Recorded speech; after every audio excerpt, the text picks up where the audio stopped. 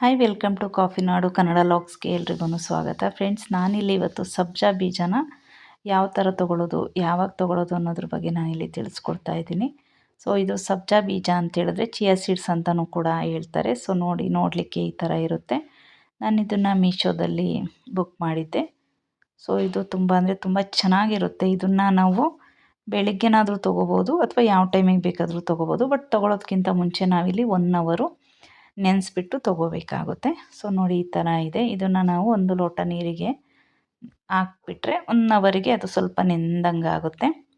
So ಅದು ತೊಗೊಳೋಕೆ ಕೂಡ ತುಂಬಾ ಚೆನ್ನಾಗಿರುತ್ತೆ. ಆ್ಯಂಡ್ ಇದು ನಮಗೆ ಏನಾದರೂ ಬಾಡಿಯಲ್ಲಿ ಏನಾದ್ರೂ ಹೀಟ್ ಜಾಸ್ತಿ ಆಗಿದ್ರೂ ಕೂಡ ಅದನ್ನು ಕಡಿಮೆ ಮಾಡುತ್ತೆ. ಆ್ಯಂಡ್ ತಕ್ಷಣ ನಮಗೆ ಹೊಟ್ಟೆ ಹಸಿವನ್ನ ಇದು ಜಾಸ್ತಿ ಮಾಡುತ್ತೆ. ಆ್ಯಂಡ್ ಏನಾದ್ರು ಗ್ಯಾಸ್ಟ್ರಿಕ್ ಪ್ರಾಬ್ಲಮ್ಸ್ ಇದ್ರೂ ಕೂಡ ಅದನ್ನು ಕೂಡ ಇದರಲ್ಲಿ ಕಡಿಮೆ ಮಾಡುತ್ತೆ. ಆ್ಯಂಡ್ ಯಾರಿಗೆಲ್ಲ ಶುಗರ್ ಇರುತ್ತೋ ಅವರು ಕೂಡ ಶುಗರ್ ಲೆವೆಲ್ನ ಕಡಿಮೆ ಮಾಡುತ್ತೆ.